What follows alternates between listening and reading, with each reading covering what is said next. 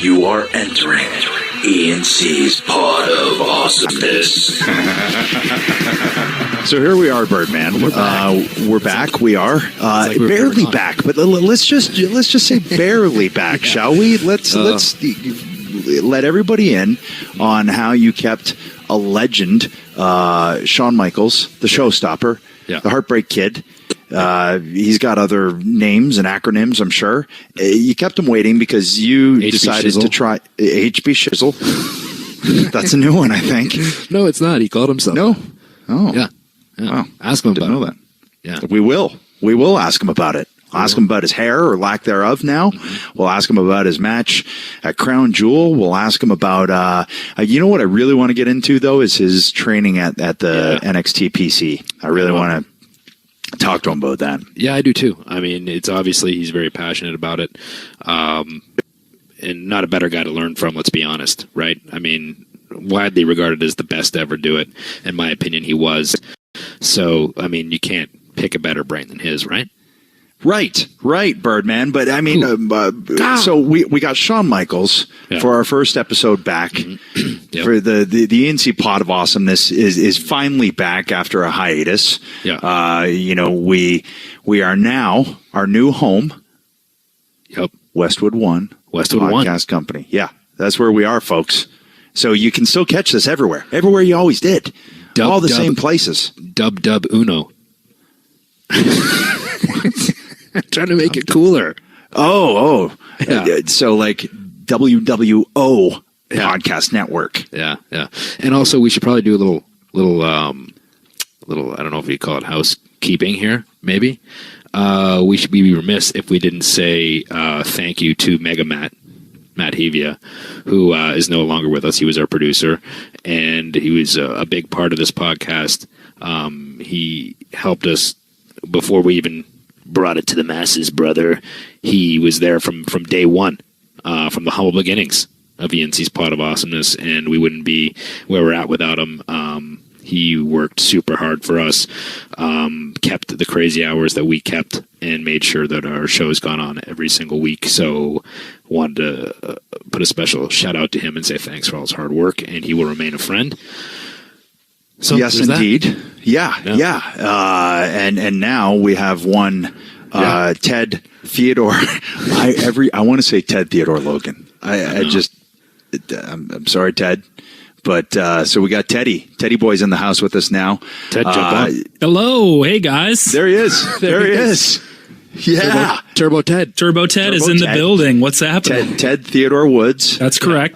Wait, what is the middle initial? D is in Douglas. Yeah, D. Ted D. Woods, brother. Ted D. Woods. Oh, man, that's good. Ted D. Woods. Turbo Ted D. Woods. Yeah. But yeah, so ENC Pod is back. We're with WWO. Yeah. You can still get us all the same places: Apple Podcasts, Google Podcasts, Spotify, TuneIn, Stitcher, however you listen, however you put these things in your ear holes, that's what you do. So today we got Shawn Michaels. We also have Nita Strauss. Yeah. Now, Nita has, she wrote the theme song for the Evolution pay-per-view that just happened in Long Island, which we got to talk about. Yeah. She played in Shinsuke Nakamura at WrestleMania. She did? She is the lead guitarist for Alice Cooper. Mm-hmm. Oh, fuck. That's all I can say to that. Yeah, no, it's amazing. She can shred. She's got a brand new guitar with Ibanez. Huge wrestling fan. We met her at WrestleMania. Really, we're gonna have really to talk great with her. Person. Yeah. So, like I said, big wrestling fan. So it was, super talented, right? So can't wait to talk to her and see, what she's got going on, and also talk about how super cool it was for her to be able to step into the wrestling realm for a little bit. Yes. And also, I got to go to Europe this week for Inside the Ropes. I got my tour, my evening with Edge coming up. I leave Thursday. So as people are putting this in their face, I'm going to be over there putting more words in the face. Yeah, thanks for the invite. No problem. Yeah, hey, if I want it to happen on time. So, yeah. You obviously don't want it to be entertaining. Oh. Yeah. I'm sure it'll be good. Sure it'll be fun. for everybody. But we got a lot to we got a lot to catch up on, Birdman. We do. Okay, we've been gone for a while. The people have missed us. I think. Oh Maybe wait, they haven't. They probably missed me and not you. You're going to your. What? You know where my hand's going? Straight to your ass when I slap it, because I know that the hosers have been missing me talking, threatening, an audio ass slap on you, and they've been waiting for it. They just got it. One thing they didn't miss. You know? I'm pretty sure my that's. hands forgot about the your silky smooth ass. I understand that your hand and mind dreamed about my ass. I still don't understand why. You had ample opportunity while my silky velvety ass, or whatever you just called it, was covered in spandex all those years, and you never slapped it. Yeah. Now all of a sudden you have this fixation with slapping my ass. This is really weird. But we're back, folks. Don't mind Jay. We're gonna have loads of guests. We're gonna have loads of fun as we normally did. Mm-hmm. It's good to be back. Mm-hmm. It's good to be chatting to you again. And we missed a lot of stuff in this last month that we've been gone. Yeah. And most I think of all, first and foremost, because like this is probably like the first time we talked since we stopped doing the podcast. Yeah, what's that tell you? That your phone got lost and eaten by an alligator, and all your contacts were in there and weren't backed up, so you couldn't call me? Exactly. Yeah, you're right. So Evolution happened, and Smackdown 1000 happened. It did. So and you were there. Yeah, I was. So let's start there. Let's start at Smackdown 1000, shall we? How was it? It was good. It was fun. You know, the thing with, I guess, with my relationship with WWE is if I do anything, and I don't know if I don't want to speak for you, but if I do anything, I want it to actually mean something and further something along, and not just be a backstage comedy skit. Like, that's fine, and that's all of those things, but I can't do anything physically, right? They don't allow that. So how can I somehow help a storyline and further it along? And I can do that with promos, right? So my only criteria with it is I'm not going to agree to anything until you at least tell me what the creative is, what the outlines, who I'm working with, that kind of thing. So they said, we want you to do Cutting Edge with Becky and Charlotte. I was like, perfect, great, okay. Yeah, that's great. I would love to be able to try and help, with that. Mm-hmm.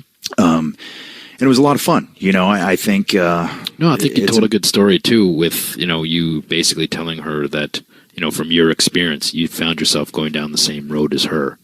Giving everything up for, being recognized as a champion and being recognized as the best, but you leave a lot of, people in your wake, so to speak, right? Like you lose friendships and relationships and these sorts of things, and at the end of the day, when you sit home, all you have are these titles hanging on the wall, and that's it. That's all you have to show for it. So I thought it was pretty powerful, and then her response I thought was great as well, where she didn't really care. And it's hard to kind of suspend disbelief, and say, you end up with no friends. Meanwhile, I have a podcast with you every week. Yeah, well, we're not really friends, so it doesn't matter. And that's true. That's true. We're just fake friends. So it can be tough to try and get that story across. But I think, if you try to commit to it, at least you can get something, relatively believable. Nothing is going to turn Becky heel right now. As much as they want to try, but also she has to want to be heel, and honestly, I don't think she wants to be. If I'm being perfectly honest, I think she's kind of digging, the reactions, and why wouldn't you? But I think if you want to be a heel, you have to fully commit to the idea of being a heel, and that means not. Well, I mean, it's like what we talked about before, and I talked about it with NXT. We said if anybody was interested in really standing out in NXT, they would just be a pure heel. That's how they would stand out there, and we see a guy like Tommaso Ciampa doing that. Exactly. And he's committed to it, and, it's doing wonders. It's working wonders, and he's been great with it. Yeah, it's still possible, but you have to, with every fiber of your being, be committed to it. Yeah. Also have the proper opponent, all of those things, and... So that was SmackDown 1000. It was a lot of fun. It was, it reminds me that I don't ever want to also do that again in terms of like that, just how crazy it is. it's so nuts. Like just backstage is just, It's funny how when you're there in a week and you're used to it, it doesn't really affect you just because that's the normal. Right? Yeah, that's the new normal. But when you drop in and you're not used to that again, you go, "Oh, it's overwhelming. God, this is insanity." Yeah, yeah, it is. So it's nice to pop back, say hello. It's nice. You know what's funny though? You just said too. I would joke though, like about having no friends. Like I've done a couple like Comic-Con signings and stuff like that. And people always be like, they'll ask me like, "What's Edge like?" I was like, "Oh, he's a dick in real life." Or they'll ask me like, "Are you guys really that kind of friends?" Like, no, we don't really like each other in real life, and they think it's real. They'll be like, "What?" And they're almost like heartbroken. I'm broken up about it. If I say something bad about you, and I'm like, no, and I have to reassure them. No, I'm just kidding. I kind of like them. That's my go-to. That's the first thing. So where's Christian? I don't know. We aren't attached to the hip. Oh, so yeah, you guys are like best friends. I'm like, no, he's an asshole with a complete straight face. Yeah. And I just wait for the absolute disappointment and childhood dreams to start, being crushed in their head. Yeah. And then I go, no, I'm just joking. When you say it about me, it does. They're like, yeah, I can see it. Yeah, I get that one. Okay, sure. Yeah. I'm surprised to put up with them that long. Yeah. No, but seriously, it was good to be back. Fun night. And then, next, and what I was trying to help further along and hopefully did, was the match with Becky and Charlotte at Evolution, which unbelievable match. Man, oh man. Should have been on last, in my opinion. So yeah, without a doubt. But, and that's not a knock on Nikki and Rhonda. No, not it's at all. Just, when you look at something and you go, right, okay, last woman standing, you have all the bells and whistles, you have like 40 minutes or whatever, it's going to be tough to go on after that. Right. And I'm sure they took it as a challenge, and they did everything that they could to step up to that challenge. Right. All of that being said, that match should have gone on last for sure. Yeah. And overall, I thought it was a great pay-per-view. It really was. And, great presentation. I liked it. It had a different feel with the dimmed lights. And it felt different than what you're used to seeing, which gave it its own special feeling, right? Yeah. And, Beth was obviously there doing commentary. She did a great job. Renee, she's super talented. She was great as well. So that was kind of a cool element, too, to have the two women announcers with Michael Cole, which was awesome. The whole presentation I thought the pay-per-view was great. I thought it was entertaining. The matches were all very... from solid to they were all really good. All the matches were entertaining and were what they should have been. You could tell everybody was stepping up and hyped up to have this moment for them that it was long overdue and well deserved. What was really cool too is that all the matches were completely different. Yeah, and that's just a testament to the amount of talent that there is right now in the women's division. That every match felt completely different, and the battle royal was fun. The opening tag was fun. The Mae Young finals. I really think the upside to Toni Storm is ridiculous. I think that kid is just, she's got star written all over her, and I was happy. And nothing against Io, she's great too. But just there's something about Toni Storm, her presentation, the fact that she has all of her game that together at 21 years old? Is she 22? You can tell. You can either tell way, it's ridiculous that she is fans, right? Yeah, but it's even still diehard fan at 21 or 22. I was not that good. I was, but you can claim you were, but you weren't. You can think it all you want, but trust me, you weren't. She's really, really good, and. It's going to be exciting to see where she goes. Well, the thing is too, when you have confidence in every single thing that you're doing, right? You don't question what you're doing. It's going out there and it's not acting; it's reacting. You're taking what the crowd is giving you and you're reacting to it. You're not forcing anything, and very few people, get that right away. It can be a big learning curve, and she seems like she understands that. And Shayna Baszler and Kyrie, I thought, Shayna Baszler, man, she is such a cool, I hate to make this comparison, but a Brock Lesnar vibe about her, in that everything feels dangerous, everything feels different when she's in there. I wish she would start using those stomps to arms that she does as the finish of a match where somebody can't continue. They did it once, I think a couple of times with Dakota Kai, and I think with Britt Baker a couple weeks ago on NXT, and it just because it looks so gross. Yeah. I don't know how else to put it. It makes your stomach churn a little bit, right? Because I mean, you can imagine how it feels to have a limb. It's not supposed to do that. No, and it just looks all sorts of wrong. And they told a great story, great match. It's after that, though, I think, that's the finish to me. But I think eventually there's some money in a Baszler-Rousey match for sure. Really, really see that one happening. So, yeah, it was a great show. It really was. And with Nikki and Ronda, that had a big fight feel. It did. Like, it really, really, the Bellas get that reaction, that little girl, almost teenage girl rock and roll express reaction. Mm-hmm. Yeah. And that's a testament to, Total Bellas, Total Divas, being on all the award shows. They really bring in, I think, a different audience. Right. And Ronda's Ronda, right? So it really had a big fight feel, and that and I think that was cool. That was really cool. And I thought the match built well. It didn't. I thought it was paced really well and really picked up, and they obviously had the crowd, by the finishing, by the middle to the finishing point, which is what you want. So the match was built well and it was paced well. And I'm going to say this, too, in watching it, I know Nikki has had neck issues in the past, and having been through neck issues of my own that are pretty well documented, I can always tell when someone tweaks their neck. Yeah. She did a baseball slide, and she was trying to get to the floor. Mm-hmm. And as soon as I saw it, I was like, oh, she messed up her neck. Mm-hmm. And I could be wrong. I don't think I am, but I could be.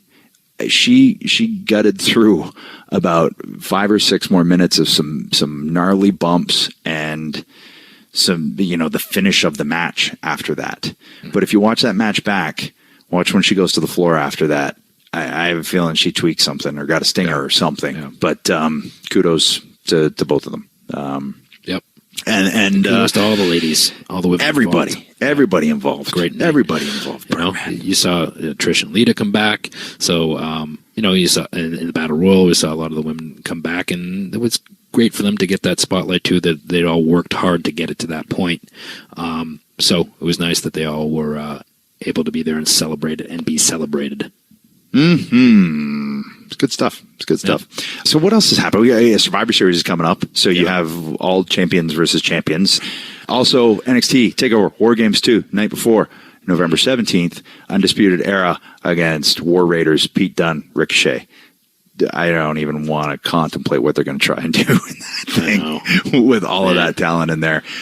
NXT title, Ciampa, Velveteen Dream. Can't wait to see it. And how about Johnny Kick Him in the Ding Ding, Johnny Heel, Johnny Asshole now.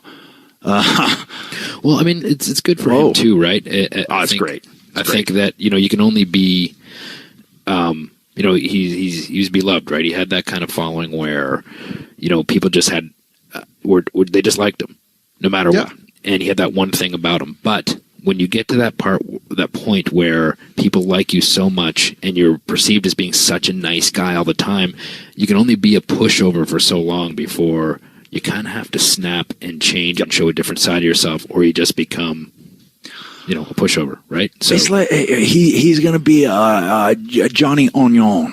He's like an onion. Peel those layers back, brother. He's going to peel them back, and he's going to make you cry when he's doing it. And he's fighting Black. He's wrestling Aleister Black, who I think, if you listen to this pod, is one of my personal favorites. So, some good stuff coming up, Birdman. Exciting. Yeah. And I guess we would be remiss in also saying, another part of the reason why we're off is that we lost Beth's father last month, and it just really kind of deflated the sales, and still has, obviously, around this household. So that was another part of the reason, in case anybody's wondering what all has been going on. It's been a lot. There's been a lot of stuff. So, but we're back. We're going to talk to Shawn Michaels. Yep. We're going to talk to Nita Strauss. We got a new home. Talk to Paul Smackage at some point, brother, but not yet. They're not ready for it yet, brother. I'm out of here. Wow. He's gone. He says they're not ready yet. dipped in real quick there, huh? He was in. He just wanted to give him a taste. In and out. Just get your beak wet. You know? Well, I think they've heard enough from us. We're back, folks. You get it. You get to hear my raspy yet velvety tones every week again. There's also Jay. I think we need to get to our guest. So before we get started with this interview with Nita, let me tell you about the WWE Network, Edge. Oh, yeah, that old thing. I think I've heard of it a couple times. Yeah, it's an online video streaming service where you can stream every WWE pay-per-view live. You know what else you can do? What? You can watch the Edge and Christian show that totally reeks of awesomeness. That show's on there, and it's pretty damn good. Actually, the second season is about to start here pretty soon.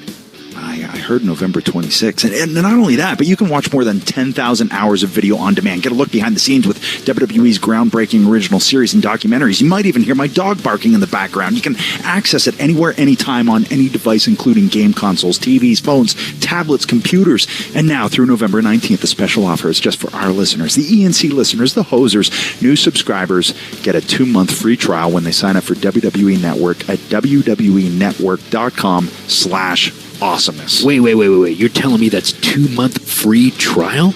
Is that what you're saying?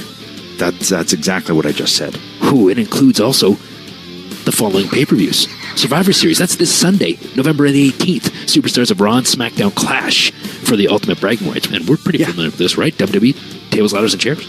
Huh? Yeah, that's December 16th. So for nearly a decade, WWE TLC has been one of the most highly anticipated pay-per-view events of the year. And, well, let's face it, we can take some credit for that. From the WWE and World Championship unification match in 2013 between John Cena and Randy Orton to, well, me winning the WWE World Heavyweight Championship in a fatal four-way match in 2010, WWE TLC never lacks in excitement and intrigue. Easy for me to say.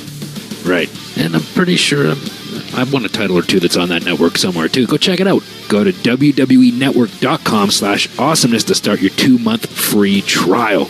Check out all the Christian library. Go ahead and do it. Do it. Do it. Take you 2 days. You got 2 months. Hello? Hello? Hi, Nita. There you are. We're here. We're having you're on our first pod back. So yeah. So we're ironing out some details.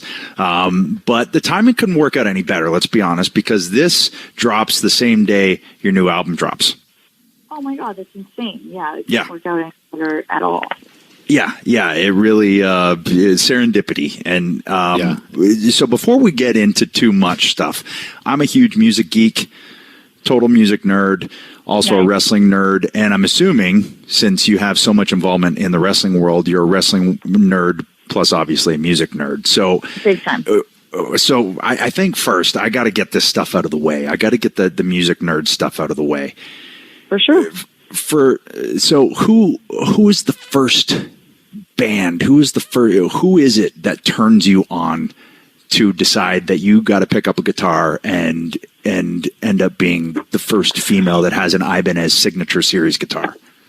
So I'm not a movie person, but it was actually a movie that got me started with my love of playing guitar. And the movie was called Crossroads. Have you guys seen it? Huh.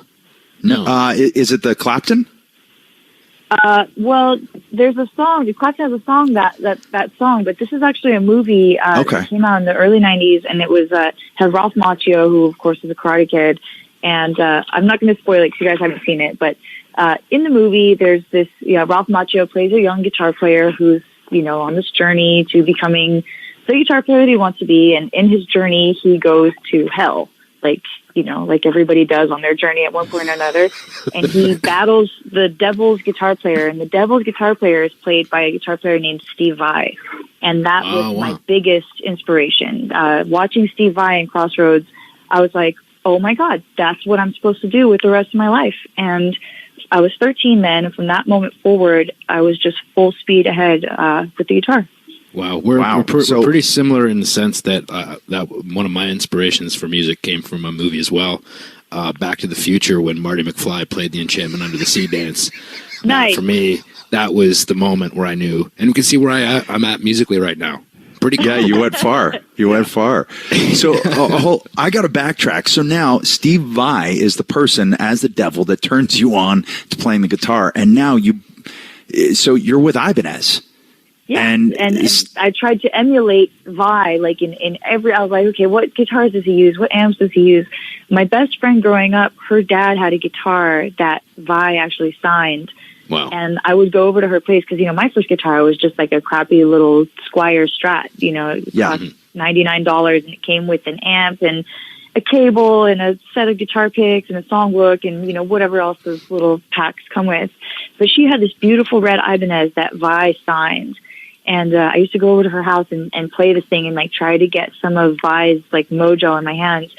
And funny enough, like, full circle, I actually ended up buying that guitar. I actually ended up buying that exact guitar, like, just last year. So it's kind of cool how it all came around.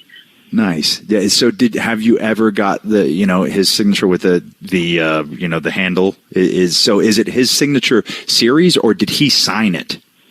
Well, that is the one with the handle is his signature series. I do have a couple of those, and then the one that my best friend had growing up was just a regular red Ibanez lit. It looks just like what he played in Crossroads.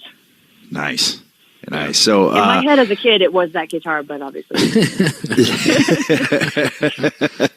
So once so Steve Vai turns you on to this whole thing, and then what do you start? Because I can clearly. I know exactly what it was for me. It was my uncles listened to Queen and Cheap Trick, and my mom listened to the Eagles and the Beatles and Sabbath and Zeppelin, and then I discovered Kiss. And that was, all of those floodgates were open to me because of everything that, was in the headphones and the big shag carpet that I was sitting listening to and just staring at album covers. And then it went from there. And then I started discovering all of these other things. And then, glam happens, then grunge happens, and, here we are. But what was the springboard after that? Like, what then did you hook onto? So from that point forward, I was like, I need to know more about this type of guitar playing. So I bought Vai, Passion and Warfare, and that was like the gateway drug. Hearing Passion and Warfare, hearing the way that Steve Vai communicates with the guitar, if you listen to David Lee Roth, Yankee Rose, which is Steve Vai playing guitar on that song, if you listen to the beginning of that song, you hear a clear conversation between a guitar and a person. Yeah. And it's so funny because even a non-musician will listen to that and you can understand, like, literally word for word exactly this conversation that's happening, except one person is speaking English words and the other one is just using a guitar to have the other half of the conversation. And hearing Vai do stuff like that, you're really speaking and communicating with the guitar. That was the thing for me. I was a weird kid. I didn't have an easy time making friends, and, playing guitar was the way that I communicated, the way that I got, my point across, the way that I got to be heard. So I was, always seeking out expressive melodic guitar players like that. Well, you're talking to two other guys who are weird kids, and I think that's probably why the three of us all ended up doing what we all are doing and did. Isn't it funny, though? Because, anybody that looked at the three of us would see three super extroverted, social, assumingly super social, extroverted, outgoing people, but it's not always the case. Yeah, no, I talked about this before on the podcast, like with wrestling. What attracted me to it and why I wanted to become it is because I was a super shy kid and I was afraid to talk in front of people. So to me, when I watched wrestling, it represented the type of person that I wished that I was and wanted to be. So when I started wrestling, it was almost like a way of becoming somebody else. Yeah, that makes perfect sense. And I feel the exact same way. So fast forward, and how does this all begin for you? Like, when do you, I guess, realize and have this epiphany, like, this can be what I do, not just what I love, but it can be, I can love what I do? It was, I'm not even kidding you, it was that day when I saw Crossroads. Like, literally that day, I remember everything about that day literally better than I remember things from last week. I remember that, what the temperature in the room was like, how the carpet felt, when I was laying down watching the movie, how the carpet felt on my arms when I was laying down. Every nuance about that day, I can tell you. And it was literally like, it was like this light bulb turned on in my head. And I was like, that is what I'm supposed to be doing with my life. Like, you know, at the age of 13, like barely 13, not even like almost 14, like probably like almost 13 or just barely 13. I was like, that's what I'm supposed to be doing. Like, this is the whole thing. And from that moment forward, I was full speed ahead playing guitar. You know, I went to a couple more years of high school, and I dropped out of high school to go on tour. I never went to college, never, you know, got any normal, regular life skills. I was just hell-bent on being the best guitar player that I could be. It's almost like that not having a net, right? No backup plan. It drives you a little bit harder. It definitely does. You know, having no plan B, knowing that, hey, you know what, if I don't practice, if I don't do my reps, if I don't, you know, make myself succeed at this, I'm going to have a really tough life ahead. Yeah. Yeah. And it seems so universal from, you know, I mean, mostly we have wrestling guests, but even just from any other people that I've talked to generally in the music world. And that really seems to be the key in whatever your idea of making it is, but or at least following a passion into a line of work, I guess, or making your passion a line of work where you can, you know, subsist and you know, carve out a niche for yourself. And it just seems like everyone has that same mentality that this is all I want to do. And failure is not an option. This is just going to happen. This is what I was put here to do. Yeah, it's like you manifest it. You know, I just did a long interview series with Becky Lynch, and that's up on YouTube now. It's called Stay the Course. And it was basically an hour of us just, you know, it was supposed to be us interviewing each other, but it ended up just being us talking about our lives and our parallel journeys and how, you know, what we came to realize at the end of this long conversation was, you know, we're different people. We're in different industries. We grew up in different countries. We're around the same age, but you know, we grew up in completely different ways, completely different goals, but we had such a similar journey to get to this point. You know, there are so many things that, you know, that transcend any genre or any field, or, you know, whether you're an athlete or you're a musician or you're in accounting or anything that you do, this journey kind of transcends all of that. And it was amazing to see and like really have that illustrated, you know, Becky being the champion and me being, you know, at the top of where I've gotten to, you know, this is the highest point I've ever been in my career, kind of looking back at this and going, really, you too? Like, I thought that was just me. And it was really, really interesting to see. Yeah, I've always found that when I try to explain, you know, wrestling to people, I say I think the closest comparison is a rock star. They've always been kind of kindred soulmates to me in a way, because you have the instant gratification of an audience. So you know immediately whether something works. You get that roar off of a riff, or if you're a wrestler and the you know, opening riff of your music hits, and you get that huge rush. And just that live element that I don't think you get in anything else, along with the performance aspect. So is that also why you are a wrestling fan? Is that, you know, do you think that's why? Because they have so many similarities? Yeah, was the wrestling fan in you, sorry, I didn't mean to cut you up, but did you kind of pick up on wrestling around the same time you did music? No, you know, I just started getting into wrestling actually just a few years ago, because I grew up, the way I grew up was we didn't even have TV in the house. Like, not even that we weren't allowed to watch wrestling, like we didn't even have a TV. So there was like a lot of culturally, like I'm very culturally illiterate in some ways, because, you know, everyone my age, you know, had like, you know, MTV and all the different things. And I didn't have any of that growing up. But it was when I started dating my boyfriend, Josh, who has been a wrestling fan since childhood. Shout out to Josh, you know, by the way. We love Josh. He's sitting right next to me smiling. But he was the one that first got me into wrestling, and he, you know, we started dating about 4 years ago, and you know, we had been dating for a few months. We started dating in January, so it was, I guess, April. So it was WrestleMania, and he goes, "Oh, I want to watch." I said, "What do you want to do on a Sunday?" And he said, "I want to watch WrestleMania. It's WrestleMania today." And I was like, "WrestleMania?"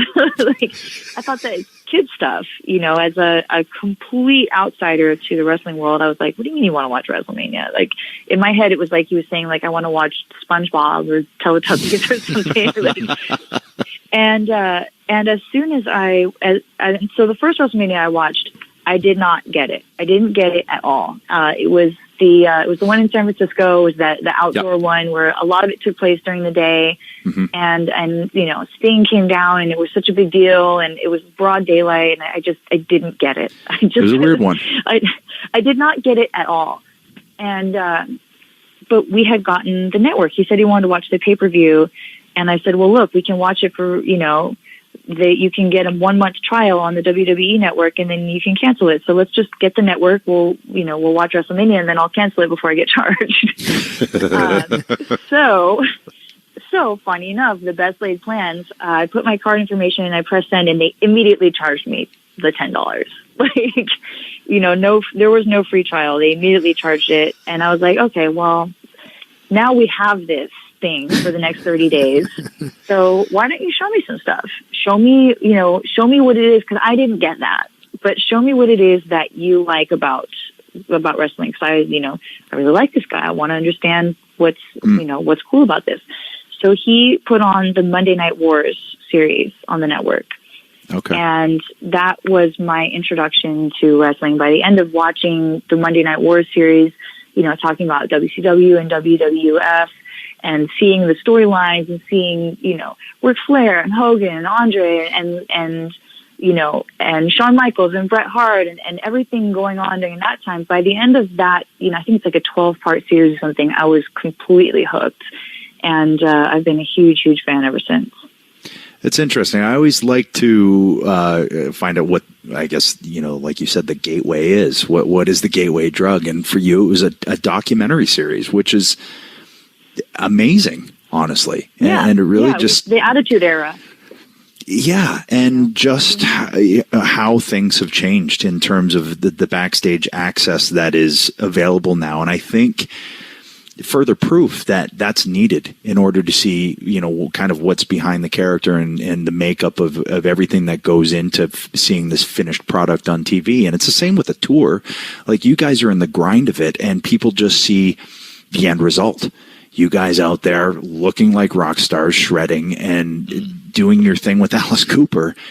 But it's a 23 hour, well, for you guys a little longer. So if you have a 2.5, 3 hour show, it's the other hours throughout the day where the work gets put in and you just see this finished product. We say that all the time. It's not the 90 minutes that we're on stage that we get paid for. It's the other 22 hours in the day. Yeah. Being away from home and rehearsing and practicing and again, you guys know this better than anyone, being away from home, trying to find a gym, trying to find a Whole Foods, whatever it is that you need for your own sanity to live a life, that is not one that most people would be used to. Like Becky and I talked about this, you go to a new city, the first thing you do is first you have to try to find where you're going to get your coffee. Then you have to try to find where, what you're going to eat that day, then you have to try to find a place to work out that day. And it's an interesting dynamic that most people in the world would never understand. Yeah, there's so much more that goes into what you see if something is successful. There's a lot of people behind it, and there is a lot of work. It's a different kind of work, but it's definitely there's still that aspect of work involved, and whether it be practicing or thinking of wrestling moves. There's always stuff involved, and it never really stopped. Which I think was part of why I love both. There's not a time in my day where there's either not music playing or I'm not thinking about music. Like, I may have gotten into the wrong industry, honestly. I just didn't have any musical talent. So I realized pretty quickly it wasn't going to work. It takes work, just like no one starts out as a great wrestler. True, very true. I guess I just never got past the clunky part of wow, my big hands don't want to do this. Or, they wanted to, but they just so. Go ahead, Adam. No, go on. I was going to say, it's funny that, talking about how, you became a wrestling fan and not really getting the first WrestleMania that you watched, then watching another one after you, bought the network, and then to go on and play at a WrestleMania, Nakamura's entrance, and get to be out there and experience it live and kind of feed off that live audience. That's got to be a pretty cool feeling as well, and probably a pretty high point, I would say, too, for you, right? Oh my God, it was absurd. What kind of fan gets a WrestleMania moment? It's so rare to get that, and it's not something that I take lightly. I know what a big deal it is, and yes, I've played in front of technically bigger crowds before. Some of the festivals that we do are, upwards of 100,000 people. But there was nothing like the energy of being in the Superdome for Mania. It was really like nothing else I've ever experienced. You get the most passionate fans from every single country in the world, converging on one event. That's not something you see every day. And to get to be on stage and be a small part of that, to get to experience it, to be there, to be in the empty arena during sound check, getting notes from Mr. McMahon and, having him come down and tell me how they want me to do it, and then watch the arena fill up with people and watch the matches and then go out and play. It was something I will never, ever, ever, ever, ever forget. And then to get to do it again at Evolution a couple weeks ago, to go and play, to start the show off for the first all-female pay-per-view was, such a similar feeling, because just to be a small part of such a monumental event was really, really amazing. Well, it was funny because you kicked the doors off at Mania, right. And that was where we first met you, was after Mania, and, and had a nice, and we had a nice chat and everything. And I just remember thinking, this is one of the coolest entrances, like this whole package that is happening right now. It was really well done.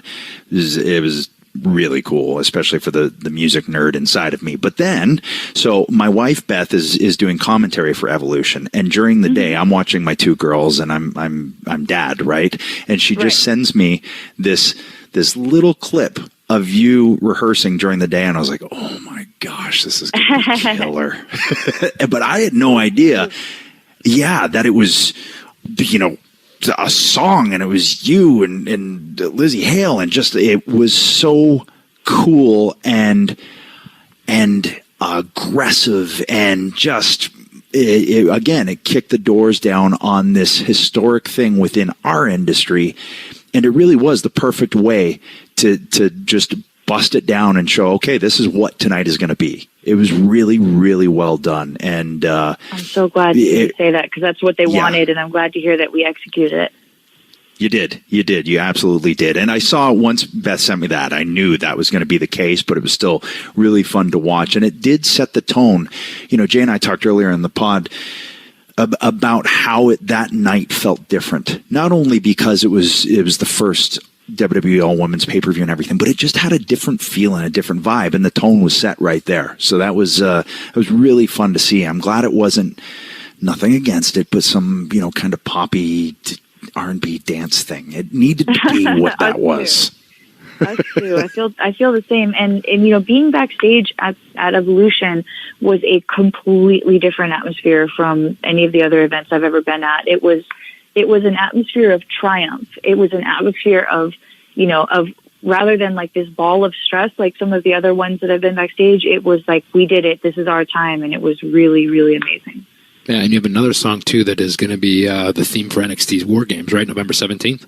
That's right. They used my song Mariana Trench for War Games. And, I got to see my song on NXT on Wednesday night. It was so cool.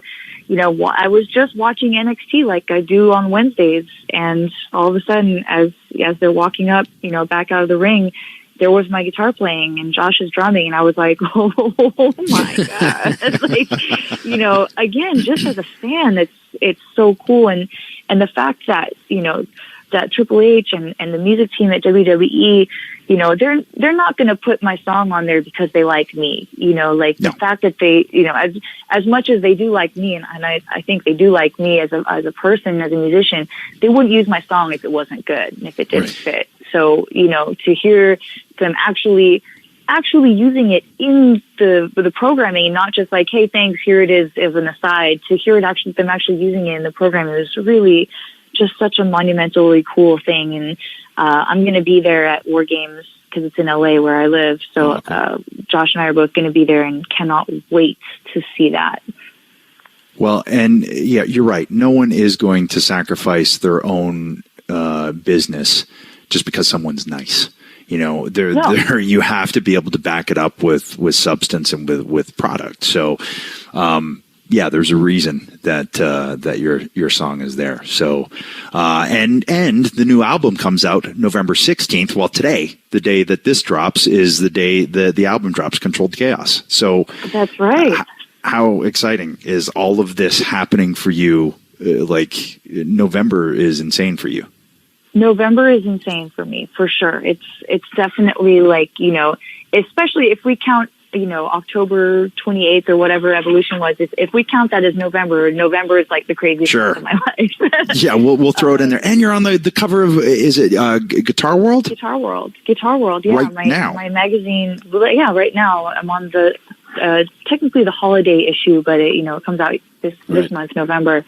It's amazing. You know, and it's, again, that's such a milestone because that's the magazine I grew up reading. That's the magazine, you know, I have a column in Guitar World. Actually, I've had a column in Guitar World for the past year. And, you know, and so that was, you know, an honor in and of itself to just, you know, turn to the back of the magazine and see my article and see, you know, what I thought young guitar players might benefit from. But to actually be a step up and be on the cover was just so monumental for me. Yeah. Yeah. How's that 13-year-old kid feel? With when you know, honestly, don't you make me cry on your show. Because it is like that. It's tear jerking for me. You know, literally I'm sitting here at my record label signing copies of my album as we're on the phone, and to know that I'm on the cover of Guitar World and I got to do Evolution, and I'm going on my first solo tour starting November 19th. So just 3 days after this airs, I will be hitting the road for 29 shows in 31 days. We're doing this absurd schedule, and it's all for the love of rock and roll. I couldn't be more excited. Well, we're super happy for you, and couldn't happen to a nicer person. I mean, obviously, you know, all the hard work that you have put in has started to pay off, and you know, you're super talented, and so I'm really, really happy to see, you know, you continue to grow and do these amazing things. It means the world coming from you. Thank you so much. Well, and I got to say, we may end up butting heads here just a little bit, because all right, you're playing America the Beautiful at LA Coliseum on November 11th for the Rams. Mm-hmm. Versus, who are your team, I'm assuming? Yes. Yeah, LA is my team. Versus the Seahawks, which that's right. That's my team. So the Seahawks were my adopted team for a very long time. The Seahawks, because LA didn't have a football team. Right. So true. So the Seahawks were my adopted team, but ever since LA got our team back, I had to go with the home team. Well, right. I'll be watching no matter what, and I will be cheering on you. But then I'm cheering the Seahawks. So I'm just throwing that out there. Cheer for that Rams jersey for those 2 minutes, and then go on about your business. Are you going to be at the game? No. Gosh, where am I? November 11th. I've lost track of where I'm even going to be. I know. But. Yeah, well, you're going to know that feeling real quickly. Well, we do about 10 months of touring a year with Alice, so I never really know where I am. I just happen to be home right now. Well, and dude, we got to talk about that. You're with Alice Cooper. Like, how mind-blowing is that? You know, just for a little context, Alice Cooper was my mom's second ever concert. It was my mom's first concert. So yeah, like how crazy is that? You know, is there ever that point, you know, and obviously you got your chops and all of those things, but there has to be those moments. The music fan in you has to just stop a couple of times and go, yeah, that's Alice Cooper. Every day. You know, it's, I reference this when I do my guitar master classes all the time, but it's like the movie Rockstar, where he says, I'm just a regular guy that grew up with pictures of these guys on my walls, and now I'm one of them. You know, I had pictures of so many of Alice Cooper's guitar players on my walls growing up, you know, and to see, I remember when I first joined the band, of all things, I went on Wikipedia, And I went and I looked at the Wikipedia page. This is not the first thing I did, but one of the things I did when I joined the band is I looked at Wikipedia, and there I saw the names of so many of my heroes, so many people that I had pictures of on my walls growing up. And the last name on the list was my name. Alice Cooper, guitar. Right under Oriante, it said Nita Strauss, and it was the most surreal feeling.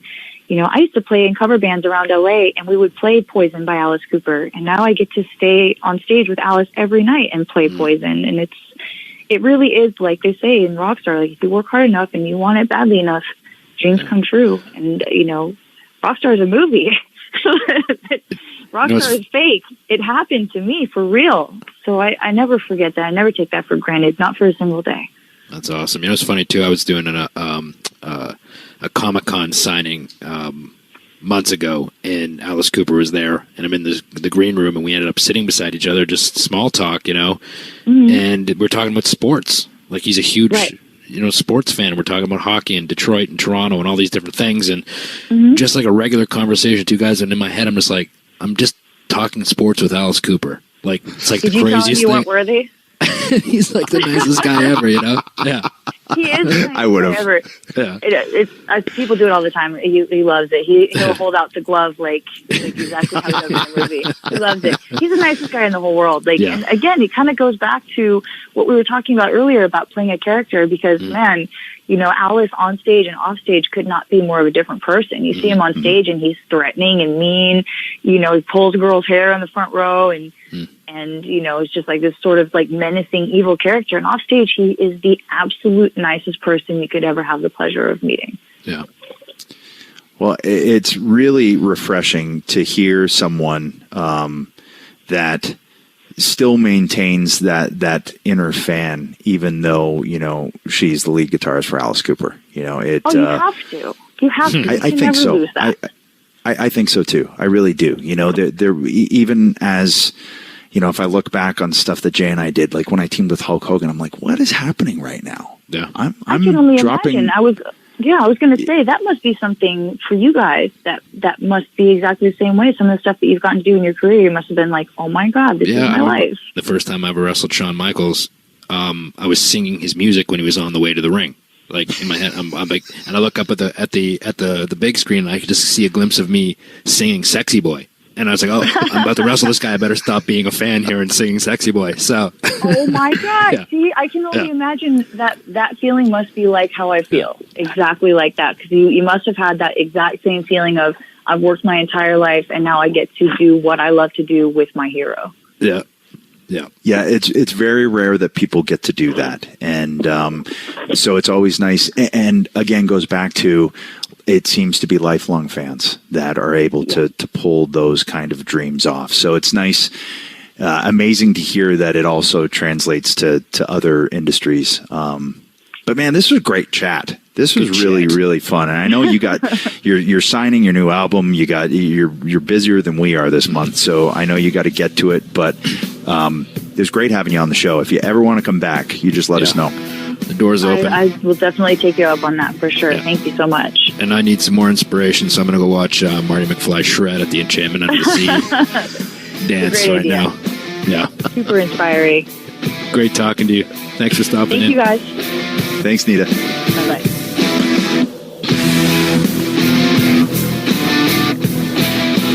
So for me, that was, it was great to talk to Nita, how involved she's becoming in the wrestling world, new album coming out, and for me being, like I said, the music nerd, to be able to talk musical influences and just see what it was that turned her on to music. Yeah, and we, like you touched on before, we met her at WrestleMania this past year, and just a really, really down-to-earth, nice person. So all of her success and see where she's continuing to go, you can't help but be happy and excited for her. And the recurring theme, a lifelong music fan, and went after it. Similar to our next guest, who was a lifelong wrestling fan, who dressed as Ric Flair and recreated the PWI Pro Wrestling Illustrated covers, complete with tape on his forehead, and then goes on and eventually retires Ric Flair, I use quotes, at WrestleMania 24, our guest who continues to pull her fat out of the fire, who continues to do us favors. One HB, what'd you call him before? HB Shizzle. Yeah. Shawn Michaels, everybody. Here we go. Hello? Hello. Once again, pulling our fat out of the fryer. Always put me over in the ring, and now he's putting us over on podcast by being our guest this week, even when Jay screws up. Yeah. Yeah. Well, I guess my goodness.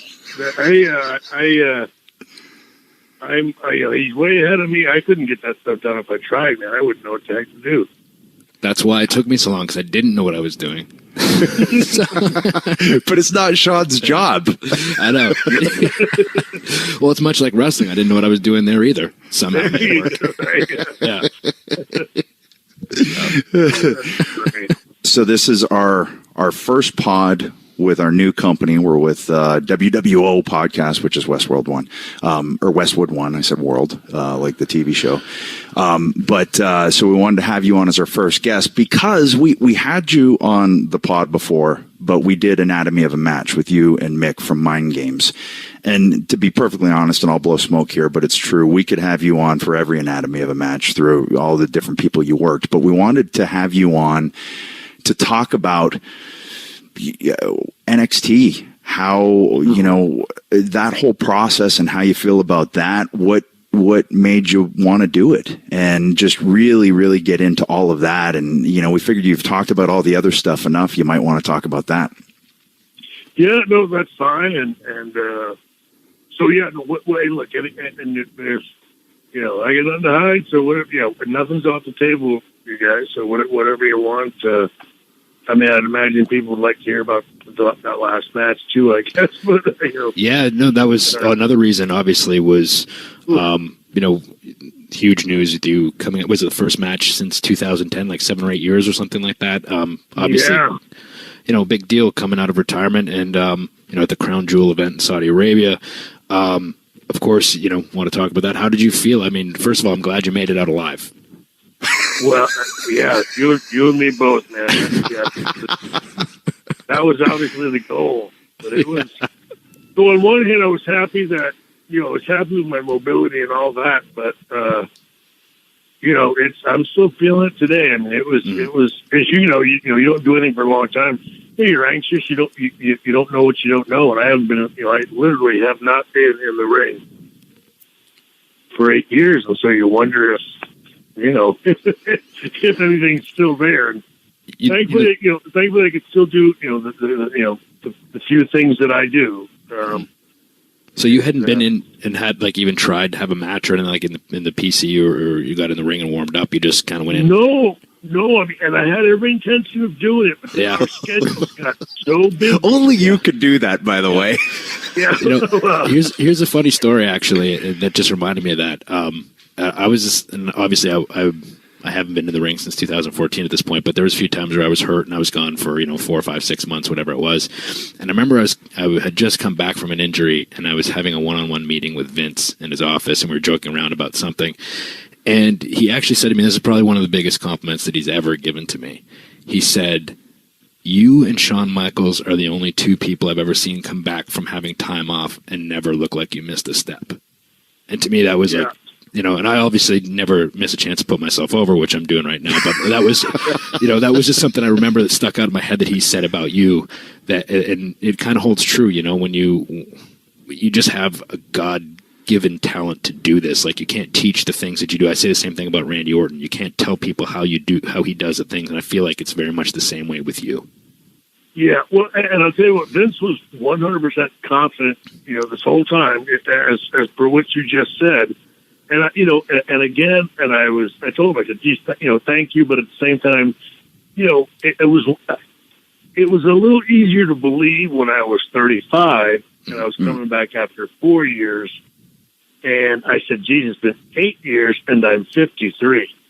Something got to give. And so, and again, so I was just, and as you guys know, if look, everybody else can believe in you all you want, but if you don't have a certain amount, what I mean. If you're second guessing or you're not sure, it makes you anxious, and, yeah.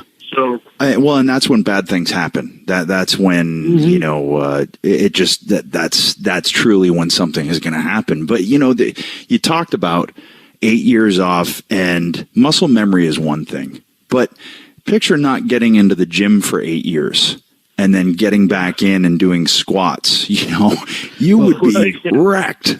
Well, the thing is too. I mean, you could tell that you were in phenomenal physical shape. But I've always said this, and I'm sure you can attest to it as well, that being in shape and being in ring shape are two completely different things.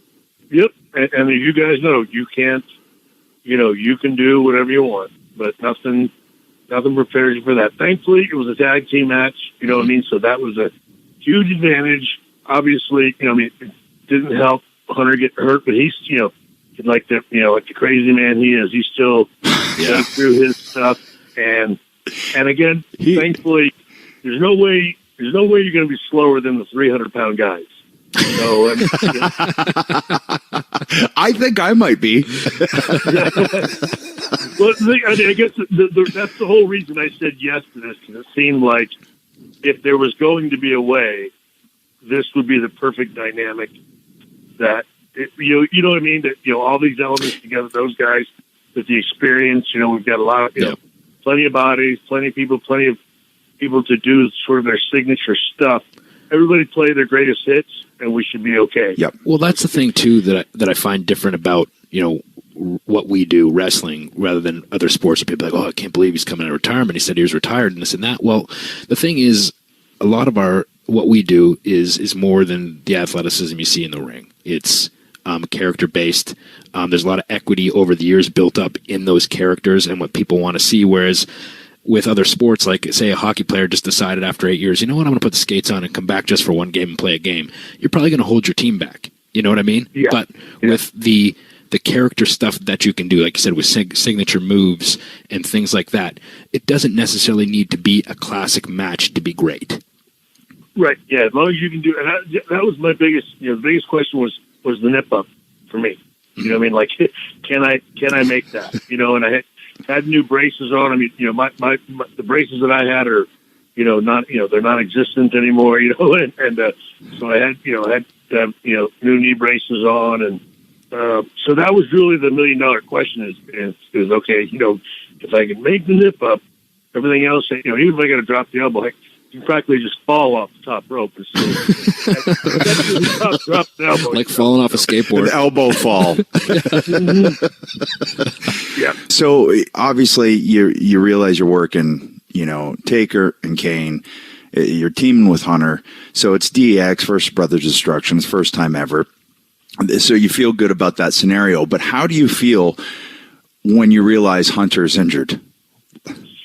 Yeah, well, again, so this is actually like the second time it's happened when we were in a tag team match. The other time was against Randy and I. Yes, exactly. And as you know, it was this quad, and him, he still tried. It happened early on too, right? It's like if it's going to happen, it can't just happen at the finish. It happens at the start, right? I mean, that changes the whole dynamic. Yeah, no, for sure. And again, thankfully, we were going to, I was going to be in there for the majority of the selling and stuff like that. And so, as you guys know, I mean, but much like, Adam remembers, I mean, asked him, and it's like, he still wants to go with the pec. I'd never done that with the quad. You could see that he couldn't even stand. Mm-hmm. And so we had to go. And Adam remembers, I just grabbed the chair, started swinging it, and I just started feeding. Oh God! Yeah, exactly. Yep. But this, it looked like it was something he could a little bit work around. So it was like, I just said, "Are you sure?" And he said, "Yeah, I'll just get through it." So you just make that agreement to okay. And as you guys know, everybody's sort of one way or another fought through injuries before gutted it out, and it's not as pretty obviously as you'd like it to be, but again, I think it's much like now, like everybody knows he was hurt, and then it begins to take on a whole other dynamic. People like, holy cow, man! One guy hadn't been. All of them are old. One guy hadn't been in the ring in 8 years. The other guy got hurt. Considering all those dynamics, those guys did okay. So it helps and adds, I guess, to the to the mystique, so to speak. Yeah, for sure. And I think you should give yourself a little credit too. I wouldn't say old. I would say more oldish. we'll go with vintage. Yeah. There you go. Yeah. Well, that's like we were saying, like classic. Yeah, there you go. Now, and also, I want full props to Hunter, man, because that guy has, and I know, and luckily, like when mine happened, it was like I said at the end of a match, so I know the feeling of having that torn pec, and for him to fight through that entire that's tough. Well, not only that, you think back to a torn quad in the match with Steve, Jericho, Benoit, then the torn quad with us, a torn pec with this. I've torn both pecs. It sucks. Like, yeah, you can get through, but you can't really lift your arm. It really limits you, and it's painful too. So to do an entire match with that, just knowing the responsibility that is on his shoulders as well to go, all right, well, we're here. Let's finish this out. That at least with us, we were at the main event, if I remember correctly. So, I mean, again, somebody else could sort of make up the difference. In this particular match, we were last. We were in the main event. It happened at the beginning. You've got to put in some time, and that's the thing. I have never, of all the injuries I've had, Phil, I've never torn anything, and so with his quad, clearly you could see he couldn't stand, and mobility. It was impossible to continue. This, I didn't know, and of course, as you know, he's going to say yes, as he did, but you wonder. That was my biggest concern is him continuing going to make this worse? I don't know. And is he going to injure himself worse? Is he then going to blow a rotator? Is he going to pull, tear a bicep on top of it? Yeah.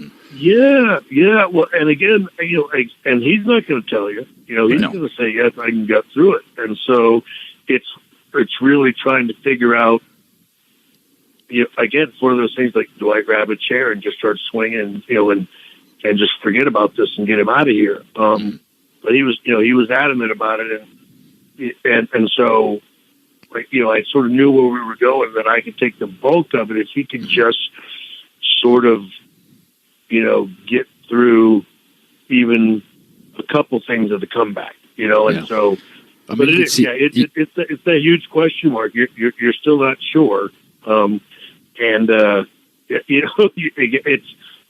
is one of those things that, if anything could go wrong, it did, and I guess we'll adapt like we do and make the best of it. And that's again the beauty of this. We talked about the differences of other sports and comebacks and things like that. There's also no other form of entertainment or sport or sports entertainment where someone tears a pec and they're at the beginning and they're going to finish.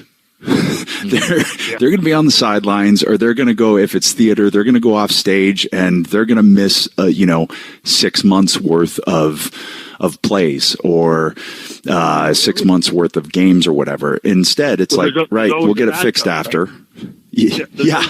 True. There's always another guy. There's the number, whatever, the lead actor goes off, the understudy.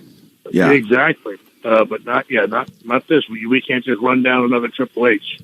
And so, it really is. It was, again, an amazing thing. And as you guys know, thankfully, the adrenaline and the blood's going and all that. So for the most part, he wasn't feeling a bunch of pain, really until afterwards. And obviously, again, even though the bruising that he eventually, he sent me slow pictures. I mean, it started out small, and then, as a lot of people saw on Twitter, I mean, that thing was massive. It bleeds down. Yeah. Well, so not only do you have the factor of you've just gotten injured and continued a wrestling match, then you got to fly. And it's not like you're flying from, Tampa to Atlanta. You gotta fly with all of that air pressure and the things. I mean, look at what flying does to a plastic water bottle. Imagine what it does to your body, especially when you've torn something and there's bleeding happening and everything. Yeah. Well, again, even me, I mean, so my, because of the moonsault, I mean, I felt my spine pop all the way down. And of course, I landed, I'm flexing my fingers and stuff to see if everything's moving. You don't notice anything at that time, and then you get done, and my neck is stiff, my hands swollen up, and then, of course, as you get, my knees were a little tight, and yes, and then you fly for literally 20 hours to get home. On and off flights, walking through airports, all of that stuff. And, yeah, I had to take off my watch, my ring, and everything. My hands are swollen up, my knees are swollen up, and again, I was the healthy one. So I have no idea what kind of agony he was in, doing the exact same thing with with a torn pec. It's crazy. Okay, and that's just, so here's the million. Right? It's just what we do, right? Yep. Yeah, like you said, and walking through airports, I'm sure you use that term loosely too. It's more like a shuffle through the airport. Yeah, well, and again, thankfully, it's me, Glenn and Mark, going through. Yeah. So thankfully, I don't have the stride they've got, but I'm not carrying 300 pounds around, so I'm still leading the pack. Keep it up. We're all just shimmying easy, nice and easy. We've got good 2-3 hour connection time, and we're all just nice and easy. Oh yeah, it was a double AARP, return home. So has anybody done the math of how much years of experience combined there was in that ring? Well, I think we're looking at 30 a clip, right? Hunter might be 25. He's a little less than me and Taker, but he's the rookie. Yeah. He was the spring chicken in the match, I think, at 49. Yeah. The only one under 50. Glenn's 51, Taker's 53. Taker's got me by like 6 months older. So yeah, you're talking 120 years, I think, pretty close, right? Between the four of us. Man, that's incredible. It really is. So, so now here's the $1 million question. All of that being said, coming back, doing it, feeling the way you felt, do you do it again? Negative. Yeah. Yeah. So, look, the one upside is, because again, one of those things you're just curious about. Can I do my stuff? So technically, I could go in there, do my stuff, and have a young guy to work around me and all of that. But the 100% only reason I said yes to this one was, one, it was a special request by other people, and it was a chance. I looked at it as somebody's asking the Stones and Kiss to come over and just play their greatest hits, and unfortunately, it's sort of sad because everybody feels like, with the money and this, that, and the other. And I mean it respectfully, of course, but technically, I'd make more money doing a singles match at WrestleMania. You know what I mean? Because that brand is bigger. I'm charging more for a singles match. I can do it for you. Yeah. But I didn't feel like I was put in the position in this particular match to be that guy. You know what I mean? And everything else about working with a younger guy and being WrestleMania puts me in a much tougher, more difficult situation performance-wise. And that's something I've had, and that's what's been consistent over the last 8 years is I have not want to be, to have been put in that position because I'm good with the performances that I had at WrestleMania. I wanted to end those the way that I ended them. And this just happened to be a special thing that, again, I didn't think in a million years would come up, but it did. And that's honestly the only reason I said yes. Yeah, I think, I'm sure there's people that salivate at the idea of Shawn Michaels versus AJ Styles at WrestleMania. But like you said, there's anxiousness in going into the situation in a tag match with three other people that, all right, I've worked them. We've been in there. We've done this. You throw in that pressure that you would put on yourself. And I don't blame you. Yeah, well, and the thing is, look, I mean, also, I've never been in the ring with those guys, and that's I think it doesn't, and I have no doubt we'd have good time, we'd have timing and all that stuff, but it's still an unknown on top of all the other ones, and then of course the anxiety of the situation, and and like you said, all of those elements were not there in this one. The last day, again, as it got closer, the anxiousness of just about the unknowns was there a little bit, but every other aspect of it, the entire process was fun and enjoyable. And as you guys know, WrestleMania is less fun, so to speak, as it is stressful and anxious and all of that. It's all in a good way. You're excited about it, but there's just a lot of, I think too. Mania's fun on it's fun on the back end. Once it's done, there's that relief of like, okay, all right. Well, the thing is too, I mean, kind of like what you said, you have such a resume as far as WrestleManias go. You don't really have anything to prove in that respect as far as, well, maybe I need to go out there and just give them this one last great one. I mean, you've had so many great ones, like the matches with you and Taker are probably going to be regarded as the greatest WrestleMania matches of all time. So it's not like you're going to go out and try to top those. So it doesn't really make sense from that perspective, correct? Yeah, no, I 100% agree. And look, I think you guys will agree with this. And if you don't, I completely understand. But so I go out at 53 after 8 years, and and again, whatever. I think I think it's passable from everybody's standpoint. I don't care what anybody says.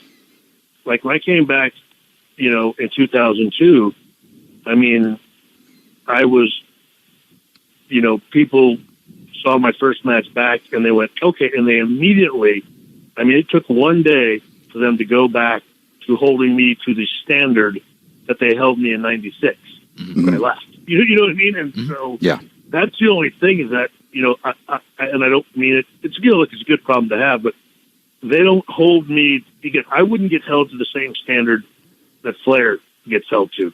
If he doesn't do everything spot on and perfect, that's fine. They still give him some grace and some mercy and all that. You guys know as well as I do, I won't get that. I miss a step. I do one thing, they're going to be all over. And so it just isn't worth, and again, I don't mean that to be, I don't know. I don't say that bitterly. It's just one of those things that, look, and it's again, the way it is. Flattered, but they hold me again, and it's just, I'm held to an unfair sort of criteria, and that's just true. Like you said, I'm one with that, but I'm not going to try to live up to it either, because I don't think any man can. Yeah, and I think with Rick in that instance, because Rick, wrestled into his 50s and everything, I think everyone kind of accepted and gave him a sort of grace. You know what I mean? But because when you got out, you were having that match.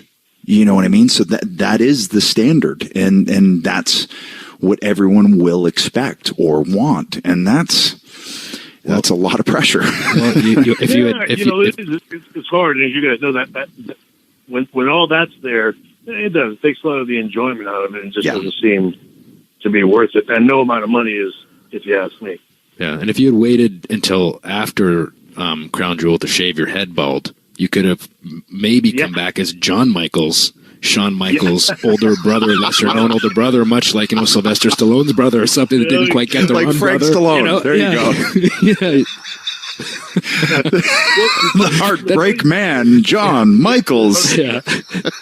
Well, the funny thing is, so I was, before this storyline started, I was doing a movie. I did this independent movie in Texas where I played a younger version with my hair, and then I played an older version of me that got sick and everything else. So that's why I ended up shaving it for the movie. And then I got called in to do this thing, and I just thought, you know what? Hunter's got his head bald. I'm just going to go ahead and leave it that way. And just rock it. Just go through this match. And plus, like, let's face it, was, thinning up there anyway, man. And so it was just better to go ahead and just keep it all off. And now, of course, I've just gotten to where, my wife likes it. And, you guys know that the short stuff's a lot easier to manage. Oh man, I know it is much easier. Yeah. So, what do you want to talk a little bit about the acting and how you've felt with some of the stuff you've done? Because I know we talked a little bit about it at the Hall of Fame when Hillbilly was doing his speech for an hour and a half. I know we talked a little bit about acting and how you felt about that and kind of the challenges that brings. Actually, during Hillbilly's speech, it left enough time to actually film a full-length feature. Yeah. That's when we actually did the Marine 6. Yeah. Flew to England, did it, flew back. Yeah. So, and look, as we discussed then, I've really enjoyed it. And so the Marines actually is coming out relatively soon. I got to see it, and that was, I think it turned out well. It's different than all the other ones. There's some humor in there, and obviously, some, Mike and Becky just did again, as far as I know, I thought they did a great job, and I think this one was a ton of fun. But the one that I did in Texas, as you guys, it's funny, you guys, my brothers from the Great White North, you guys have always sort of got, it's like Jericho. You guys have always understood that, I got that artsy-fartsy side of me. It's like you guys were always pretty good about, if I wanted to throw in some real type of emotion into the match, you guys were always way on board with that. And this was a role, like I said, I was playing this angry, drunk, abusive young guy, and then, he gets into a car wreck, kills a woman and her child. He goes to jail, and then he comes out, and his kids are grown, and they've sort of turned into him. And he's now repentant and remorseful and also sick and trying to mend his relationship with his boys. And, it's one of those things where you're looking for a happy ending, and it doesn't happen. And so it was just a really neat, pretty deep role, and that's, like you said, that's why I was so into it. That's why I shaved my head and everything else, because it was me getting to go somewhere, certainly from an acting standpoint, that I've never been, and playing a drunk and just and weeping and crying, and I don't know, it was really, really cool / challenging, and to me, I had the absolute greatest experience. All the films I've done have been a great deal of fun, but this one was easily the most satisfying because it was just so, incredibly intimate and deep. And, one of those things where you find yourself on set, sitting all by yourself and everybody leaving you alone and trying to get to this place that is a little freaky, to be perfectly honest. I think there's go on, Jay. Sorry, I was to say there's something to be said as well for kind of like that feeling when you first started wrestling, right? Of not being sure of what it is exactly you're doing. You're learning a new, trade, and you're learning all these tricks, and it's scary. It's fun to be scared in that way, or nervous in that way of going, I'm like, man, can I do this? Right? Yeah, for sure. And coming out and like you doing it, but that question mark is, you come out looking at guys going like, so did it? Is that okay? Did that work? Was that right? And of course there were a couple times like everybody was silent, and that's good. They're like, okay. And, and I asked them afterwards, like, so, and they go, they had no idea.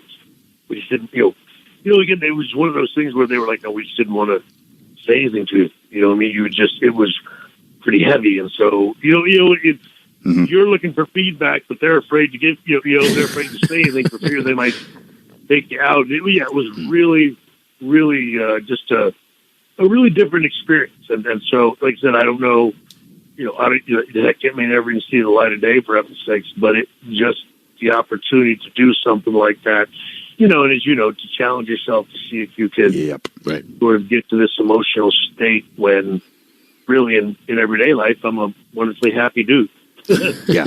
Yeah. Well, it's so funny too, because I've done the same thing after takes and come out and go, so was that all right? Because I think as wrestlers first, we're used to that instant reaction and knowing, oh, that worked.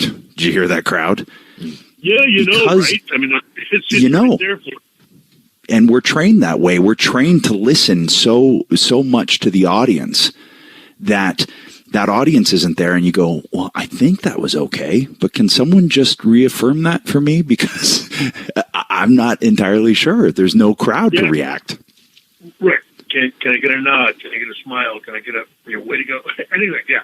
Yeah, well, just give me something. Let me know that just didn't completely suck. Yeah. And you know what I find, because I've had the same conversation before, when you talk about the challenge, and for me, it's the creative aspect of what acting has kind of brought into my life. Because when wrestling was gone, pretty suddenly, I was like, all right. I pretty quickly realized I needed to fill that creative void, because wrestling is a very creative endeavor. And I think people have come to understand that. If they haven't been involved, I think they get it now. And when that was gone, I needed those new challenges and that creative, those juices to still flow. And, I think about it now, and acting really came along for me at a point where it might have saved me from some real emotional fallout in having the wrestling thing just abruptly end the way it did. So I understand. I get what you say with the challenge, and it's like, okay, now what? What do we do now? And was that part of what caused you to say yes to go be a trainer at NXT? Well, so unknowingly, I've done some acting here and there, but I was not, I wasn't running into, again, that process, as far as, missing it or being around it. It was just when we came here, when we went to Florida just to visit, and I went down there. So it was just this unbelievably infectious, positive environment. And then, we ended up moving here, and then I was around it a little more. And then you have people, asking you questions, and then all of a sudden you're back into this, give and take and throwing stuff around, and yes, getting back into that creative process that we all enjoy so much, which is funny because to your point, people understand it now, but I don't know how much they grasp that it's really all of the pre-planning and the creative, I think, that drives you. Performing it is great, but so much of the fun is just coming up with it. Right, and the process that you go through to come up with it, to sit there with your buddies and throw a bunch of stuff out there, and this is good, so, try this, do that, that doesn't work, try this, and all of a sudden, when you all hit on it, and everybody looks at each other like, ooh, yeah, that's it. And that's certainly what I found as I kept going in and out of there, is that this generation was very much into that. And even better is that they had every desire to take it to another level. And also we're so open to, again, that part that, every now and then, and again, as I say, I say it seriously, you guys never once made me feel, and like I'd always throw Jericho out there as well. And, and Scott and Kevin, all them, they knew that about me, Hunter too. But every now and then you'd look at, you'd run something by somebody and they'd look at you like you had three heads, because it was like, aren't we just supposed to fight, be mad and fight? Like, well, yeah, but I'd like to go farther than, I mean, I'd like to take it a little bit deeper than that, go a little beyond that. And all these young guys found that so intriguing and interesting.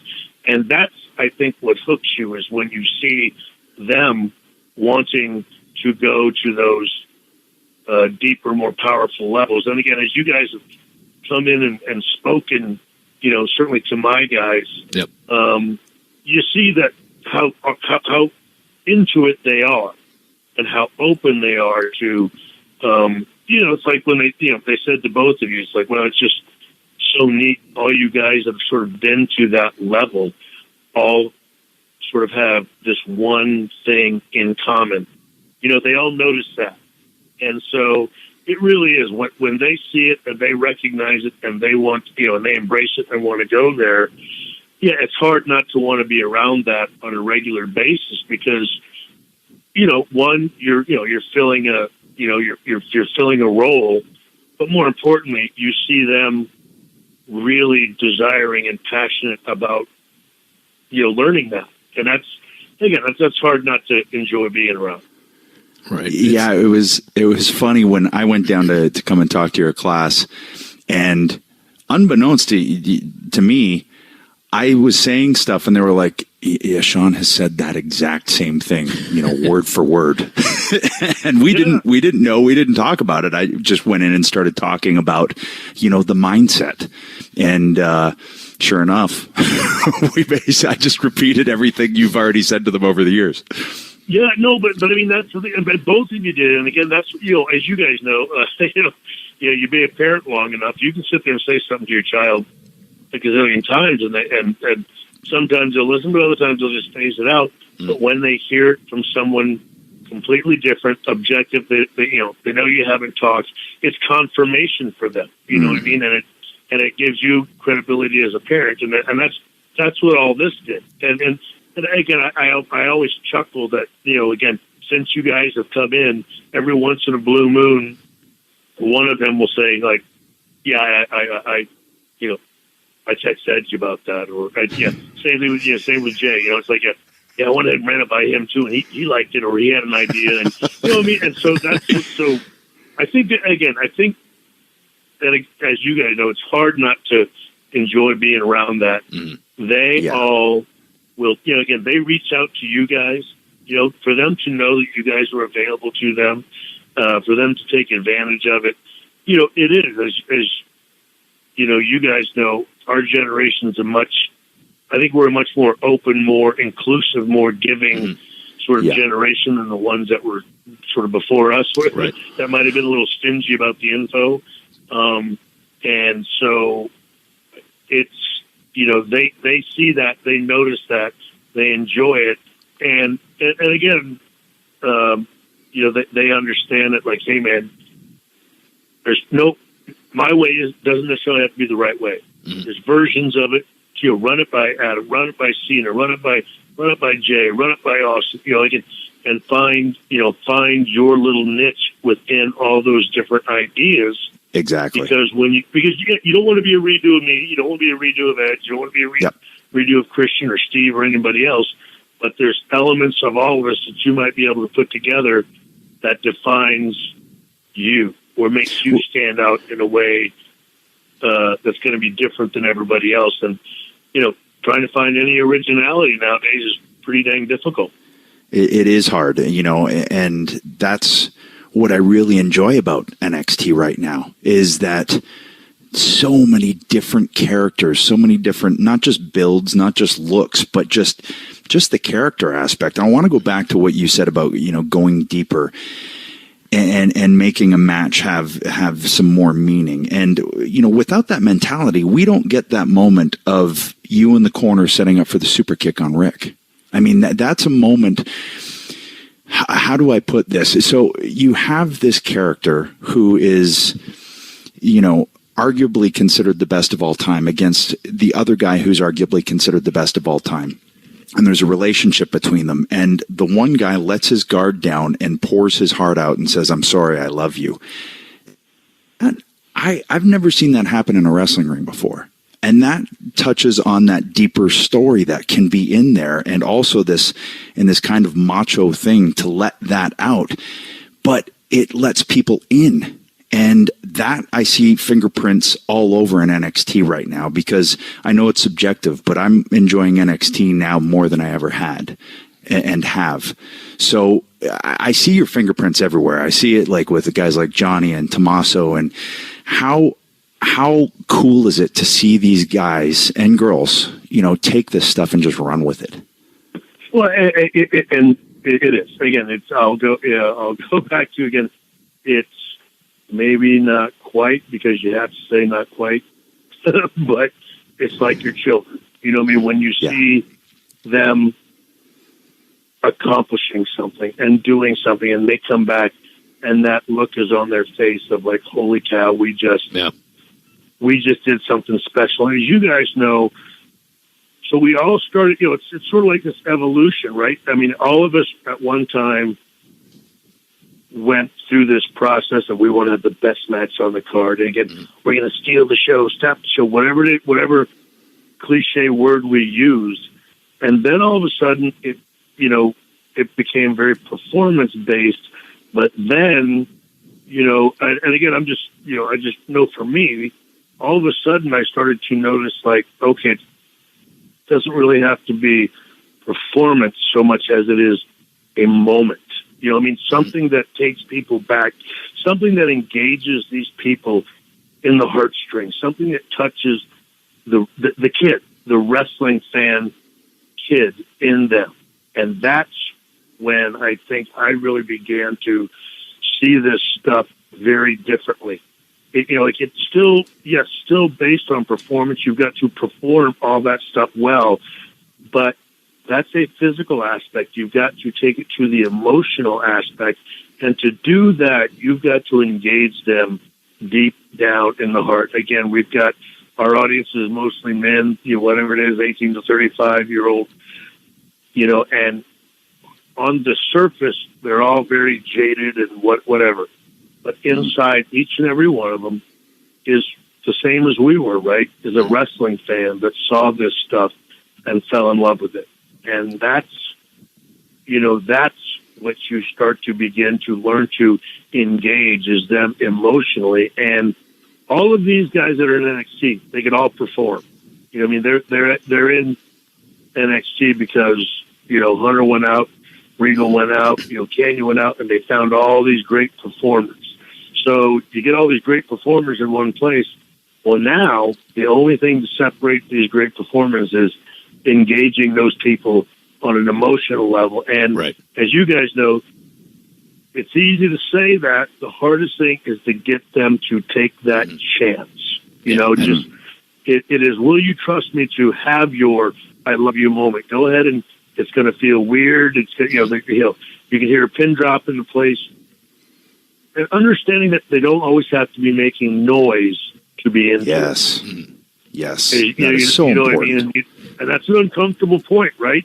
Because you're so used to hearing the response, but understanding, again, what Nick Bockwinkel told me a gazillion years ago is just because they're making noise doesn't mean, or they're not making noise, doesn't mean you don't have them engaged.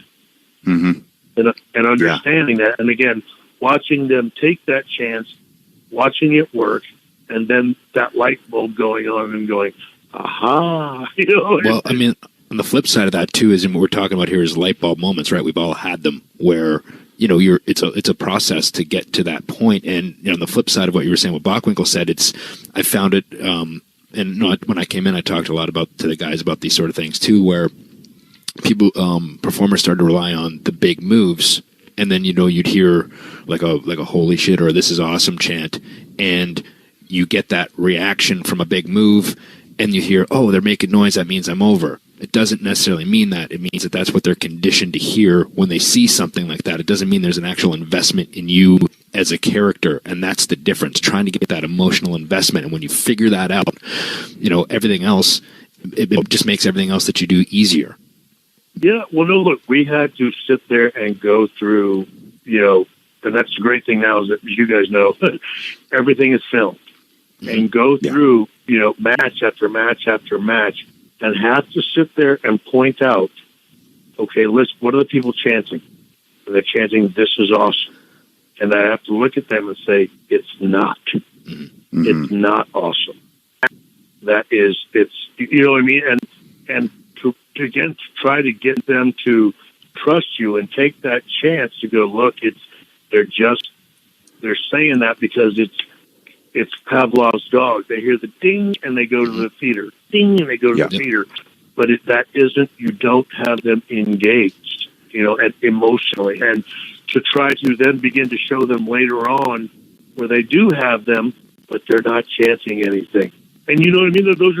Those are oftentimes very big disconnects, and they're big hurdles that you have to get over, but you've got to, you know, encourage them just, you know, if you'll just trust me and take that chance, you know what I mean? And then, you know, again, it's like that, you know, I tell everybody the stories that, you know, I know you guys heard 1,000 times. It's all just lay there. Don't move.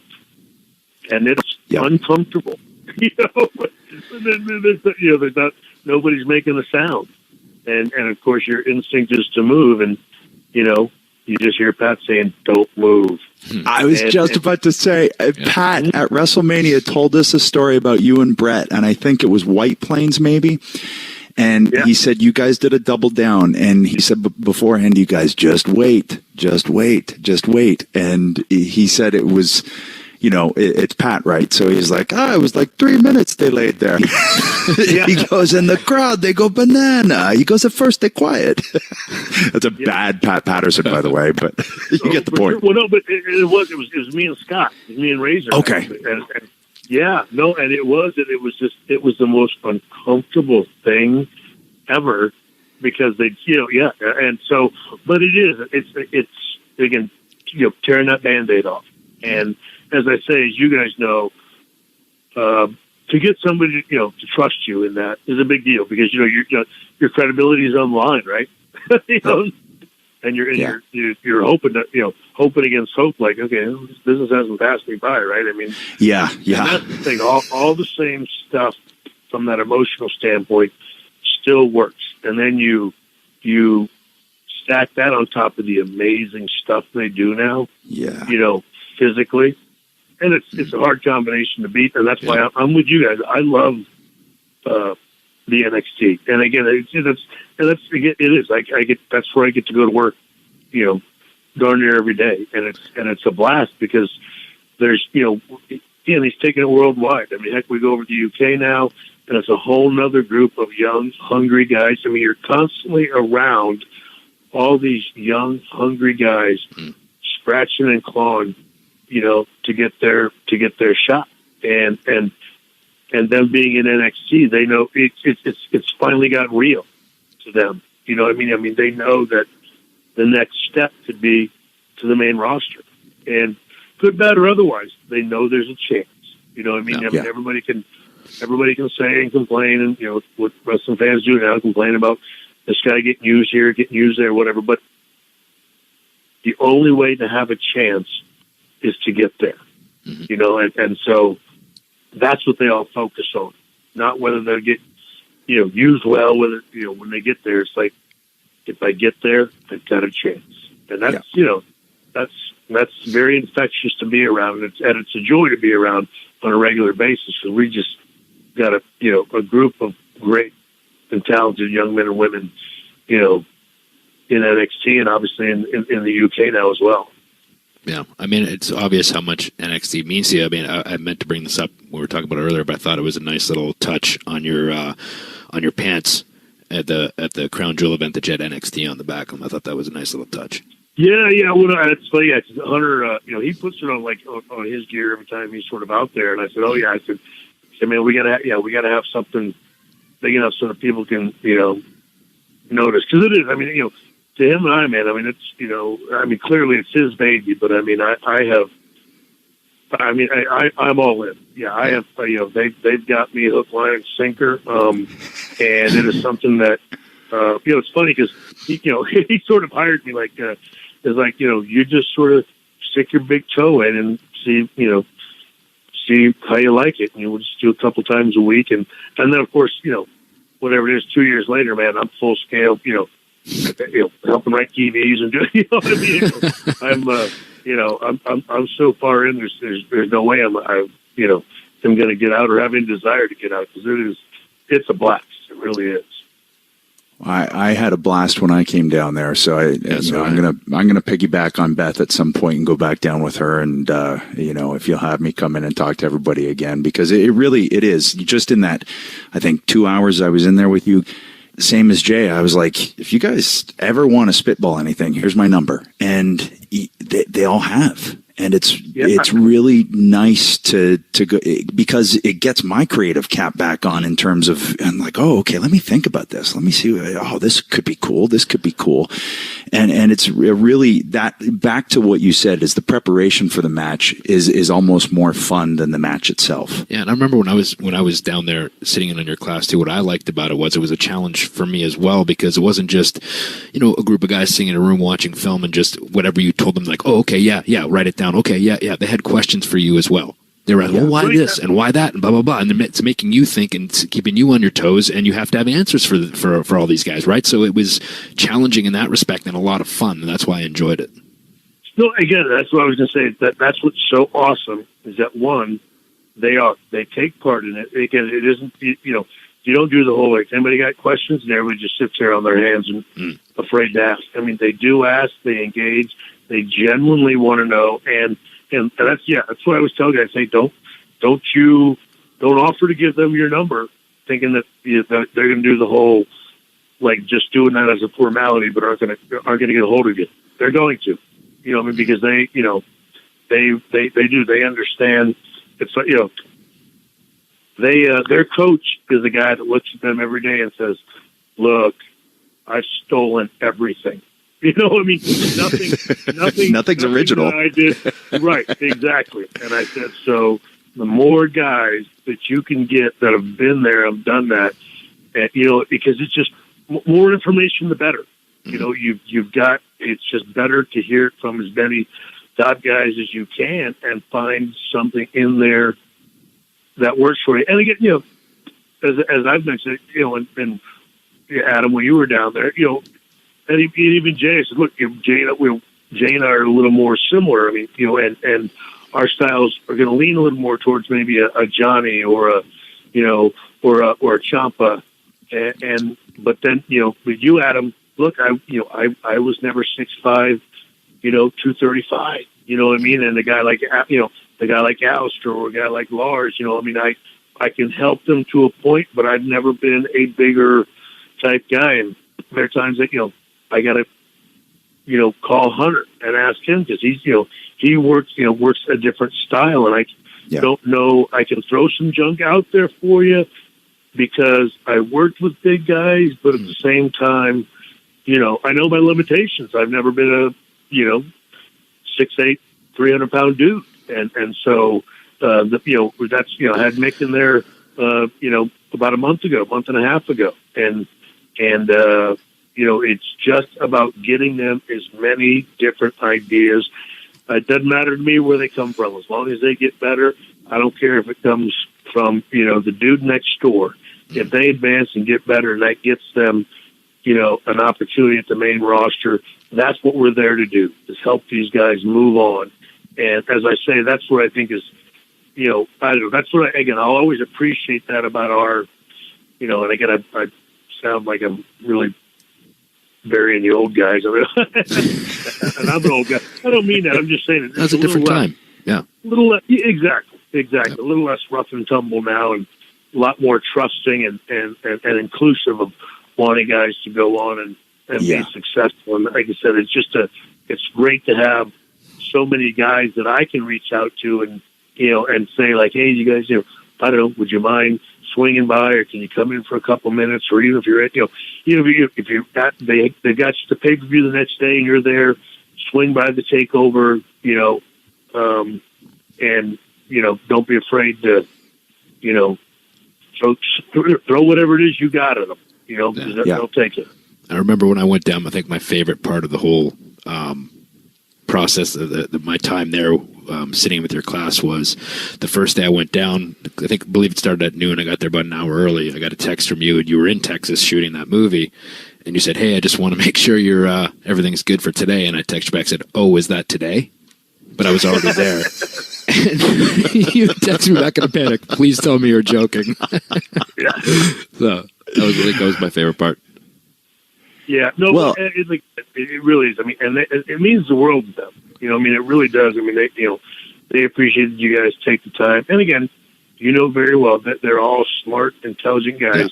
Yeah. They know whether you're just phoning it in or not. Yeah. And like I said, I think that's, again, what what they dig about it is that they see the genuine, desire to want to pass on whatever it is we've got, and we're all good with, what you like, you take; what you don't like, discard it, and nobody minds. And that's, like I said, that makes it a lot easier on them than feeling the pressure of having to do, what you said because Christian said it. You know what I mean? Right. Or, Ed said it, and if I don't do it, you know what I mean? And that's and also because it's what is said is an idea, but it's not the gospel. You know, you have to pull from a bunch of different resources and make it your own. It's also not something like if you say something that means if you have a match that night, you have to go out and do it that night. Make deposits. Use it like a bank. Make deposits and make a withdrawal when you need it or when it makes sense. Exactly. Keep it exactly and apply it to where you feel like it'll work. And if it doesn't, great. And like I said, I think that's the thing, because that's what they receive from you guys. Because you can say that stuff all day, but if you don't genuinely mean it, they know. You know what I mean? They know the difference. And like I said, that's what, again, it's been such a blast, again, for all of them, because, again, they talk about it for days. And, of course, I always chuckle because it's like, I went ahead, I went ahead and ran this by Edge. Or what, you know what I mean? I just never know when you guys are going to get some random text from somebody and, it's funny because I usually respond to texts at like 7 a.m. when the girls have woken up and I've gotten them fed and lyrics off to school and all. Like it's 7:30 and I'm texting these kids going, "Oh wow, they probably don't have kids and I just woke them up." Whoops. But it's just, it's exciting to be a part, and also know that they truly do. They're asking for a reason. They're not just doing it because that's the politically correct thing to do. Like they want to get better and they want to learn and they want to see how minds work that have been to that stage. Right. Well, it's not a formality for them, right? I mean, what can you guys do for them? Other than give them knowledge. Not like you can get them. You can't make a call and like move them up to the main roster. Right. You know what I mean? I mean, so you do. It's 100% genuine, and that something you said, or even the way you said it made them feel like you generally are available to them. And again, I think that speaks, I think, volumes to you guys, which again, it's why, I've always said it about you guys, but we've always been, we don't have to see each other every day, but we were always close in our, in a certain way. We always managed to find each other when we were in the locker room and could talk about stuff that, you know what I mean? That was, maybe a little bit more, closer to home. Outside of wrestling. Yeah, deeper than wrestling. Yeah, exactly. You know what I mean? And like I said, that's why it was just, real important for me, to have you guys come in because I wanted them, them to see, like, again, I'm not the only one that, sees this stuff as the emotional, connection between you and the people watching you. There's a whole, there's a number of guys that think that way, but you don't know how many guys they get exposed to. You know what I mean? Yeah. That will tell them that, and it's important that they see that, okay, no, there's a number of other top guys. In fact, majority of those top guys all seem to have a couple of those same qualities all in common. You know what I mean? That can't be a mistake, right? Yeah. Yeah.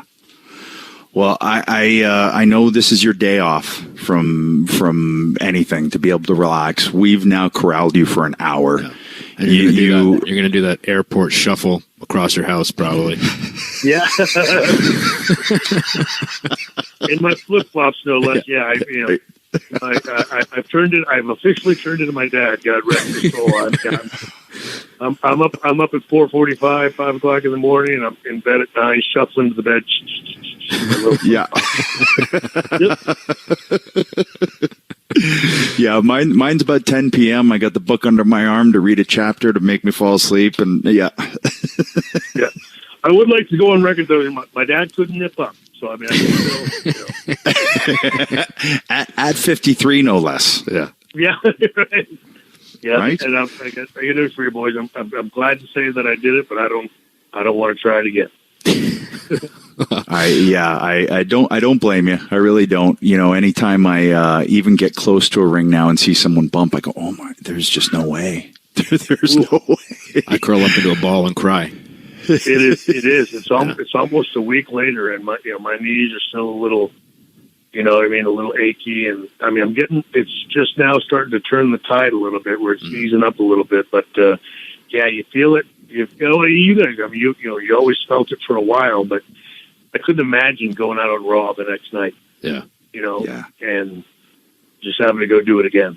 And that's, that's something I don't miss.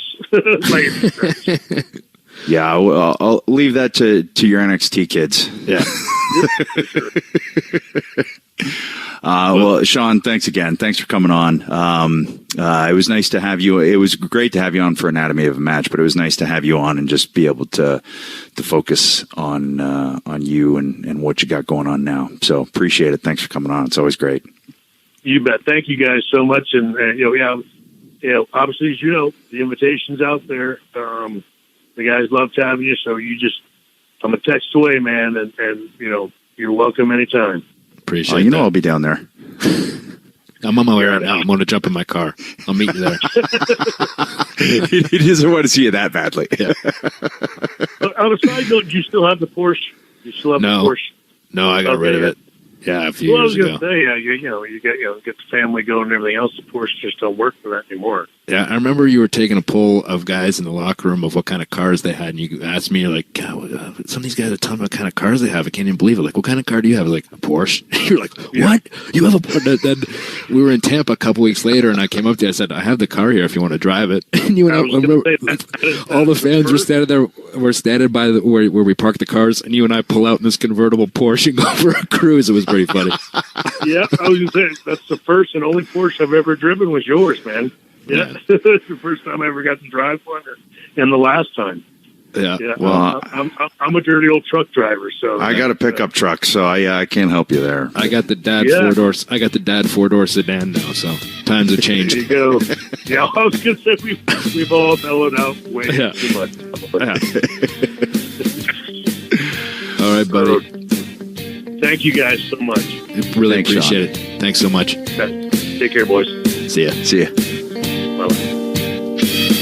Well, that was great. Yeah. I mean, we could literally talk to Shawn probably every single week for 2 hours for 10 years straight. It was really nice to just have him on to be able to talk about what's up. Coming off of Crown Jewel, the movie, his work with NXT, the movie. It's always great to talk to Shawn and catch up. And like he said, anytime that I or you or both of us go to an event now, we always find each other, find a couch, just go sit down and talk for about an hour. And well, we even did before when we were still on the road, right? When Shawn came back, and you and I would always kind of sneak away and find a little room, and he would always, I knew you guys had your own room. I'll be back, and he'd go get his stuff and come in.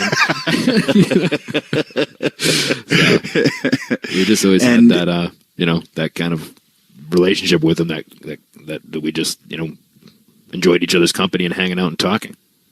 Well, and what's really nice too is, as much as he had said, the older generation kept their cards to themselves, and that's true. But he also mentioned Nick Bockwinkel giving him advice, and Pat Patterson, and those great minds and those great talents did, because they were confident in their ability, and it didn't protect it. And now he's carrying that on. And I do feel that from a generational standpoint, this generation or our generation is open to that and wanting to really just, hey, you want advice? Great. Here's some. And, it's exciting. I know even, both of us being down there, we talked about how exciting it was to sit in with them and just kind of see how wide open everybody is to try stuff and listen. Yeah. And make it their own. Hold on 1 second, brother. Oh, I'm back, brother. This is Paul Smackage. And next week, I just want to let you know this right now, brother. I'm all flummoxed in my gullet over Daniel Bryan calling himself Mr. Small Package. Oh, I got a special message for you next week, brother. He's gone. Oh, there There he goes. I guess Paul Smackdown. That was. I guess he's not too happy that Daniel Bryan is calling himself Mr. Small Package. That was like a random small package, drive-by. Yeah. He just came in, hit one small package, and left. He didn't hold it for days. I think we're talking earlier about road work. I think he's going to put the road work in. Oh, there you go. Yeah. Okay, all right. Well, it was pretty solid affair here for the for the first episode back. It was. Yeah. First pod back, new home. Hope everybody's on board and having fun with us again. Speaking of that, we should probably thank Westworld One team. You said Westworld like the TV show again. No, I didn't. Like I did earlier. We need to thank Westwood One team, Dub Uno, for helping with the show's relaunch. Kelly Hurley, Lindsay Floyd, and Kurt Hemming in Culver City. Robert Mathers and Tim Sabian in New York City, and Eric Weiler in Denver. So thanks to you guys for helping us out and getting us back on the airwaves, brother.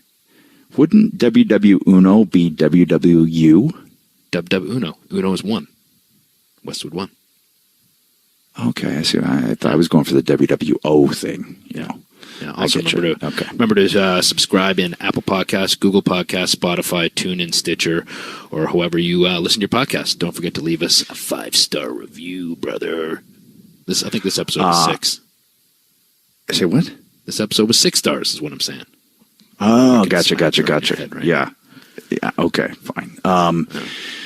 All right, so you can follow Shawn at Shawn Michaels on Twitter. He has a Twitter. It's verified. It's got the blue check. And you can follow Nita Strauss at Hurricane Nita on Twitter and Instagram. And her album drops today, Controlled Chaos. And you can watch. You can see some of Shawn's fingerprints and handiwork at NXT TakeOver tomorrow night. War Games, NXT War Games, brother. Speaking of brothers, we should, excited. Before we sign off, we should, talk a little bit about Roman Reigns and absolutely, and what he's going through, him and his family. I for one was shocked when I heard him make that announcement. I had absolutely no deal. I had absolutely no idea that it was something that he had dealt with in the past. And the stuff like that hits you. And he's such a good guy. And he gets. We talked about before that all that stuff aside, when you know him, he's a legit good guy and nice guy and a humble guy. And it's hard to hear things like that. And when you have a little bit of time to digest it, the next day it puts things in perspective. At the end of the day, when we go out there and perform and go city to city, at the end of the day, it's a job. And this is real life. And you just hope that, he's a strong-minded, strong-willed guy, and no doubt that he's going to beat this. It's just a hiccup for him. But you're rooting for him, and you just wish for nothing but the best for him and his family. And, he's going to be a great figure to publicly, bring awareness to this type of disease. You talked about how it is a job, and it is, but within that job, you do form a brotherhood and a sisterhood, and just a family type of bond, because you go through so much together, and because you end up being together more than you are with your family. And while we weren't in the locker room while Reigns became the man, we still know him. We still have that that shared experience. And no matter what, anybody who has lived through it, you have a common bond. So I was, I think like everyone just, takes your breath away. And he's a brave, humble, strong dude. And I don't even care if we ever see him back in the ring, even though both of us are fans of his in-ring stuff. Just hope he gets better, and I believe he will. So you got this, Oos.